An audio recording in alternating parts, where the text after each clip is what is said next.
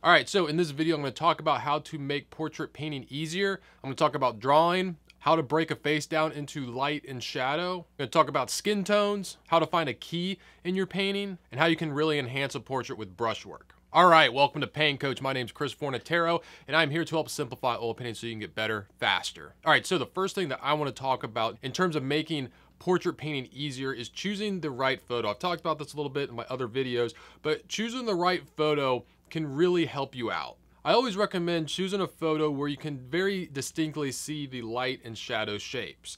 A lot of photos out there have very soft lighting. There's not many shadows, which are going to make it very easy to distinguish the face. I always say that you should choose a photo that if you broke down into just two values, you could still tell that it was a face. This photo that I'm using here of Bryan Cranston from Breaking Bad is great. It's a very distinct light source. We got the sun hitting on him. It's creating very distinct light and shadows. It's going to be very easy to identify what's light and what's dark. A few videos ago, I did a painting of Ryan Gosling that had very soft light, and that was a very difficult portrait to paint. This one practically painted itself. Now, another thing that can be helpful is painting bigger. For some reason, working a portrait on a bigger painting, I did this on a 16 by 20 stretch canvas, just having that room to really see the shapes and giving yourself room to block things out, to get detail when you need it is really going to help. Also, painting bigger is going to kind of force you to spread the paint out more. You're just naturally going to push the paint further on your canvas, which is going to make it thinner, which is very helpful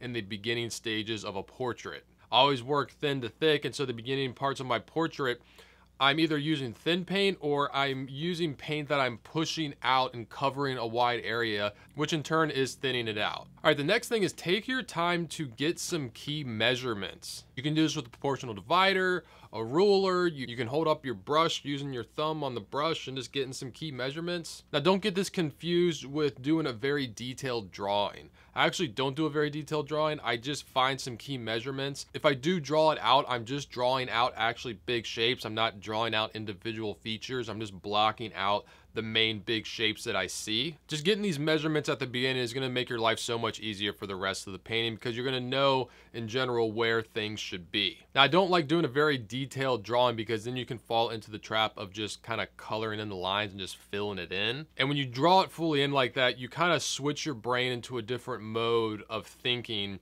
in which you stop thinking about the placement of objects because you think, oh, like I drew it out and I measure everything, like I know exactly where this eye should be. I drew it out very detailed, where the eyelid and everything is. And you stop trusting yourself and your judgment. You should always be judging and feeling out where things should be. The moment you just start filling everything in exactly where it is the moment that you stop thinking and you're just following the drawing. And the thing is, with painting, you're going to lose that drawing at a certain point. It's going to get covered up with paint, and you've already switched your mind into this kind of filling in mode, and so you're not going to trust yourself to make judgments on where things should be. This is also crucial for getting a tilt of a head. If your head is on a tilt or an angle, you're going to want to get that now. You're going to want to make sure that if your eyes are tilted, that they're on the right tilt and that the nose and the mouth and everything else follows that tilt. All right, now when you look at a picture of a person's face, it can be very intimidating. You see all this stuff. You see lips, nose, eyes, mouth, all these different color changes, like how you're going to get the eyes, how you're going to get all this right. And I recommend keeping it simple at first. Don't try and paint the final painting right away. Break it down into big shapes first and then go from there. That's why when I first block in a portrait, all I'm thinking about is the light family and the shadow family. I'm literally breaking down the portrait into two values, light and dark. Now, this is harder than it sounds. It takes a lot of practice to gain this ability of simplification, to look at something, squint your eyes and be like, all right, this is shadow areas, these are light areas. I actually like to use a filter in Photoshop to illustrate this. I'll show this to some of my students. I even use this in my course. It's the cutout filter, and you can change the amount of levels that are in your photo. So at first, I'll have it with just two values, just light and dark. This is actually a lesson in my Foundations of Oil Painting course. I actually paint a portrait the way it looks in this filter on Photoshop. And once I'm done painting the portrait with just two values, I alter the filter so that there's more values, and then I paint those. I found that even though, you paint a portrait, it's not gonna look like this filtered cutout, but the process mimics the process of painting a portrait a lot for me. Because I first block it out in just these two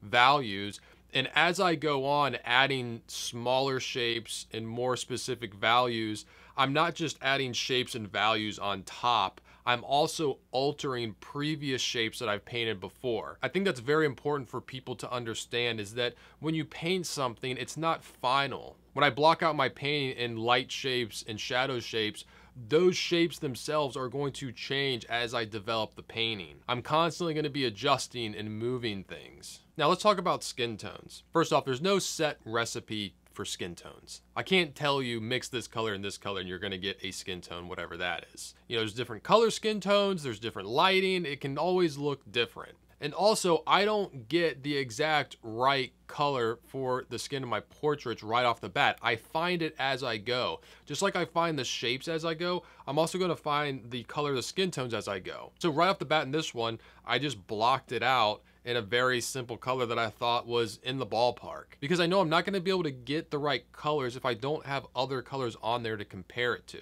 It's all about relationships, and I can't tell if a skin tone that I put on there is light enough or dark enough or red enough or green enough or whatever, unless I have other colors on the painting to compare it with. It's a lot like putting together a puzzle, and you have to put down a piece almost as like a placeholder, and then you get down another piece, and once you put down that piece, it makes you reassess this other piece that you had, and you go, oh, now that I have this shadow dialed in a little more, now I can adjust this light to that. When I'm starting a portrait, I just squint my eyes, and whatever color I see, which is an average of all the colors in it, because I'm squinting my eyes and simplifying everything, that's what I paint initially. Now, if you struggle identifying colors, if you find yourself constantly saying like, oh, what color is that? I don't know what color that is, then you need to practice isolating color. If you're working from a hard copy photograph, get an index card, punch a hole in it, put it over your reference photo to get that color isolated. If you're working on a computer, iPad, or phone, like zoom in, crop, and just get that color by itself. Try and get any preconceived notions out of your head of what you think skin tone colors are, and just isolate the color and match it. Now, even if you can do that and you still struggle matching, it's like, oh, I don't know what colors to mix, that means you need to work on understanding color. And I always recommend starting with just the primaries in white to give you a strong foundation of understanding color mixing. You can mix and get any single color under the sun with the primaries in white. And once you get a hold of that and you have a strong foundation on that, then you can start adding other colors to your palette as kind of shortcut colors. Now, the next thing I want to talk about is related to color and finding the right color, and kind of what I was talking about with, you know, thinking of it as a puzzle, and you need certain pieces of the puzzle to figure out other sections of the puzzle. And that's finding a key in your painting early on. A lot of times this is going to be your darkest dark or your lightest light. A lot of times the darkest dark in your painting is pretty much almost black. I don't ever use black. I don't have black on my palette. I'll mix up like ultramarine blue and some burnt sienna or something to get like a really dark color that pretty much looks black. And once I can find a couple little areas that have that in it, that value is probably correct. You know, I can only be so off when the value is pretty much black. Same goes for your brightest bright. That's actually what happened in this painting of Walter White that I did. I actually put in this really bright highlight on his forehead because I know this highlight is pretty much almost pure white. I didn't use pure white. I actually mixed a little bit of yellow ochre into it because I don't like going to pure white. But once I got that in there, I knew, okay, this brightest highlight on his forehead, it's gotta be right. Like it's very hard to get that wrong. So once I have that, I could compare things around it. I could say, okay, now this other areas on the forehead that's right next to this bright highlight, how do they compare to that highlight? And I saw that mine was a lot darker. So I'm like, all right, I need to lighten it up and I need to better match the difference between that bright highlight and the rest of his forehead around that bright highlight. And then once I got that correct, I could use that as a key and just keep on building off of that. All right, now let's talk about brushwork. When I'm doing a portrait, I like to start by identifying big shapes and working to small shapes. Like this is a big shape. This is a small shape. And what I will do is I will identify the shape that I want to paint, and then I will try and cover that shape with paint in as few of brush strokes as possible. This is why there is the saying in oil painting, always use a bigger brush than you think you need. Now, it's gonna be difficult to build this habit of painting with an economy of brush strokes, but it is a very good habit to start building because it's going to make you think about your brushwork completely differently. It's gonna make you move your hand and your brush in a different way. When I paint, I hold my brush like a conductor holds, you know, a wand who's conducting a symphony or whatever, and I am moving my hand all in different ways because I'm thinking about how can I cover this shape in as few brush strokes as possible. And honestly, I've done it so long that I'm not even thinking about it. Like, I don't have to like pause and think about it. I'm just naturally doing that. And you will get to that point when you do it enough. If you struggle with this and like want an exercise to better your brushwork, choose like a very simple subject like an apple or something and try and paint that in a limited number of strokes. Actually count your strokes. Like I painted this apple here in 20 strokes. If you're looking for a very loose look with your portraits, like a very loose, expressive, portraits that have a lot of confidence, doing this with your brushwork is gonna help increase that a lot. Now, simultaneously, while I'm trying to use as few brushstrokes as possible, I am also thinking about the surface that I'm painting. And I want to do brushstrokes as if I was actually painting directly on that surface and I was wrapping the paint around the face. I had a great instructor once say that think of your brushstrokes as if it was paper mache and you're trying to wrap it around your subject. Doing this is going to help you convey the form of whatever you're painting, portraits, still lifes, landscapes, anything. Now this is a very hard concept to explain in words, so I'm just going to show you with this example of me painting on a mannequin.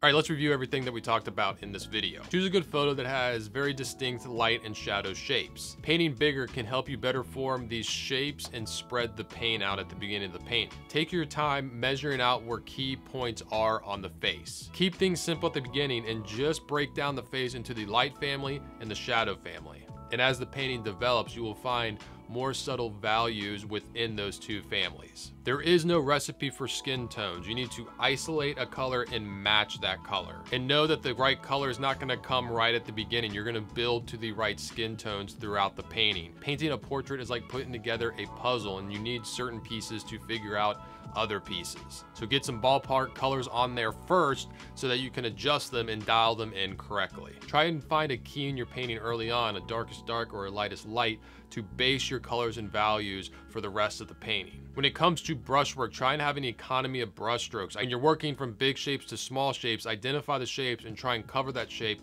with as few brushstrokes as possible. And when laying down the brushstrokes, try and think about the surface that you're painting. As if you were actually painting on that surface and how you would run your brush across that surface. Think of your brushstrokes as paper mache and you're trying to wrap it around your subject. Okay, I hope you enjoyed this video. If you did, please hit that like button and subscribe to the channel. If you'd like to try out my Foundations of Oil Painting course, link to that is in the description below. If you want to get the full painting video tutorial of this painting, that is on my Patreon page. Also linked in the description below. And if you want to see what I'm painting on a daily basis, you can follow me on Instagram at Forza43. I'm Chris Fornatero here telling you to go get painting.